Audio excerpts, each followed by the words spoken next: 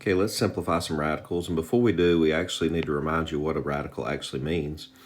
When we're taking the square root of something, that's what we mean by radical. The square root of something is simply what number multiplies times itself to give you that number. The square root of 16 is 4 because 4 times 4 is 16. Now, let's go through and remind you of all the perfect squares that we can take square roots of, because that's going to be important.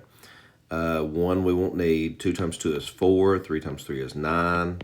4 times 4, 5 times 5, and so on and so forth. Not a bad idea to have a list of these perfect roots as you're working through these problems, because that's going to come in really handy. And you can go a little bit further than what I did. I just went to 10 times 10. So here's what we're trying to do. The same way with a while ago, we had the square root of 16. Nothing can escape. We can think of it like this. Nothing can escape this square root house unless we can take the square root of it. Square root of 16, when moved on the outside, becomes a 4. Why? Because 4 times 4 is 16. So what we're going to do is we're going to take these radicals, like the square root of 50, and we're going to try to break it into something that possibly could escape. Now, you got to be careful how you break it. 5 times 10, I don't see a 5 anywhere. I don't see a 10 anywhere. So there's only certain things that will work when you break these things apart. So we're looking for something that multiplies to give you 50, which would be a 25 and a 2, that we actually know the square root of.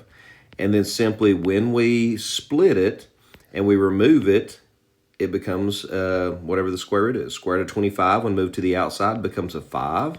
If something's not removable, like that 2, we leave it. When it's written in this form, again, these are being multiplied, and this is still being multiplied. That's 5 times the square root of 2. And you're done. That's how you simplify radicals. Square root of 72, now you got to be careful, because sometimes if you don't use the largest number that is possible when you break these apart, it might require more steps. And I'll do it the hard way to begin with. 9 times 8 gives you 72. I know the square root of 9, so I'm going to move it to the outside. So now I have 3 root 8. But unfortunately, we have to do that again, because that root 8 can actually be split into 4 times 2, and we know the square root of 4.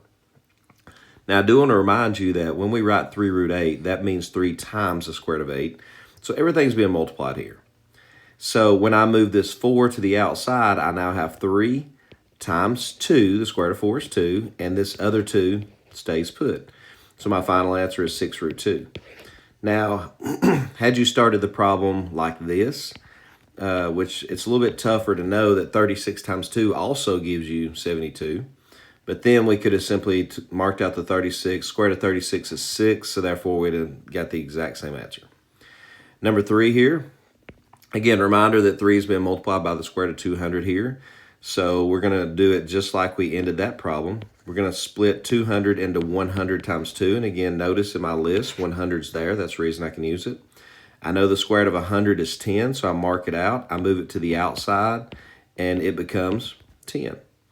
Now notice how I put my dot. These are being multiplied now, so that's going to be 30 root 2. And then the last one, negative 5 times the square root of 32. The square root of 32, you could use 4 times 8. It's going to require more steps, so I'm going to use 16 times 2 instead. If you use the biggest number, again, 4 would have worked, but if you use the biggest number that will actually divide into that 32, it's going to be a little bit shorter.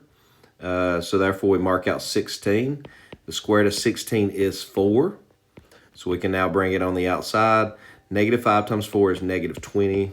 Root 2, final answer.